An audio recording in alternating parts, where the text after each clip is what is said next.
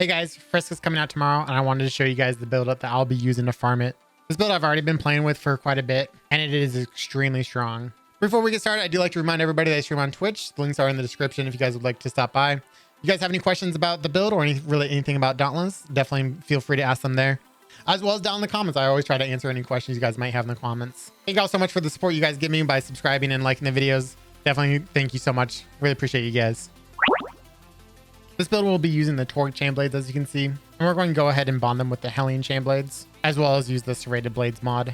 Here's the gear required for this build. I'm using the Drast Lantern, but you can really use whatever lantern you want here.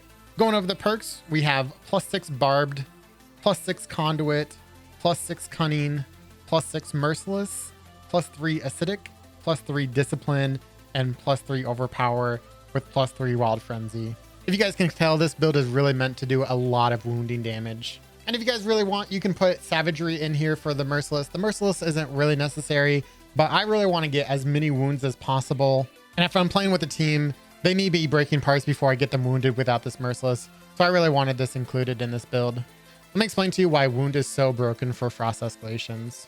In the talent tree, we have this passive upgrade aspect of the Scout, which reads, when a behemoth part is wounded, gain 2% increased damage for the remainder of the escalation. This is increased to 4% if you have the avatar of subtlety. Now this means that for every part that we have wounded throughout the escalation, we're getting 2% damage. And if we have the wounding avatar, we're getting 4% damage. Now I've very easily gotten up to 36 wounds, which is additional 144% damage. That is a lot of power. The other reason that we are going to want to be doing wound damage is because the avatar of subtlety will reduce the frostbite effect on all your teammates whenever a part is wounded or broken. And this will definitely allow you to keep the frostbite real low by constantly wounding parts and then allowing your teammates to break them. Obviously, this build works a lot better in a group because you're losing so much part damage. You're not going to be easily able to break a lot of parts. But if you're wounding parts this quickly with this build, your teammates will be able to break them no problem. And so it's really great with a team. And the great thing with this build is we can even take Avatar of Destruction. Because we have Cunning in this build, we're already going to be doing quite a bit of crits, with our critical hits even doing more damage. So even if you do get your Avatar of Subtlety yoinked from you, you can just go ahead and grab the Avatar of Destruction and be just fine. Let's go ahead and get into some fights though. As you can see, as I go through these fights, I really want to be able to wound as many parts as possible. So I'll do a lot of rotating around the behemoth to a part that is unwounded so I can make sure that I wound it. But as you can see, our wounding damage is so high. And because we're doing solo, we'll actually end up a lot of fights with the entire behemoth wounded up with really nothing else to do. And because we don't really break a lot of parts with our acidic, we're kind of stuck waiting for the behemoth just to die. If you're playing solo, this is the part where I definitely recommend it. You put Savagery instead of Merciless. But if you're playing with a group, I would definitely recommend you stick with the Merciless because that guarantees the fact that you'll get the wounds that you need for this build to work. I'll go ahead and leave you guys with the rest of the run so you guys can enjoy the build. I'd just like to point out that I do have a very aggressive talent build for this run that makes for some very sweaty moments and a couple deaths. But that's definitely not the build. That's just my own greed really taking over. Anyways, enjoy, and I hope to see you guys in there.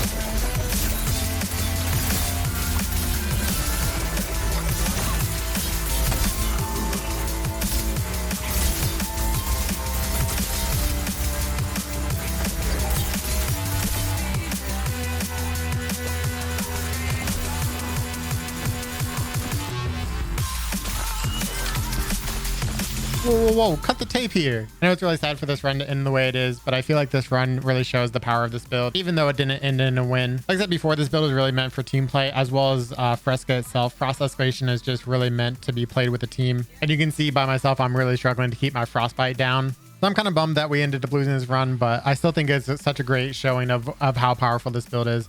I hope you guys really give it a try. Good luck out there, Slayers.